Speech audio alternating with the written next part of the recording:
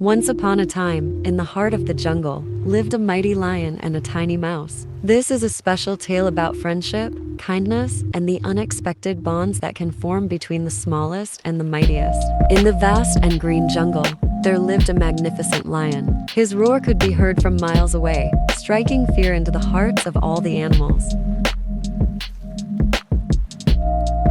On the other side of the jungle, a little mouse named Milo was known for his insatiable curiosity. One day, he heard the lion's roar and decided to investigate.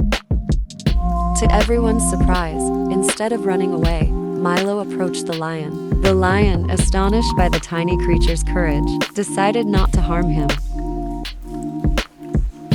The lion and the mouse started talking, and an unexpected friendship blossomed. The lion, with his mighty paw, gently lifted Milo off the ground.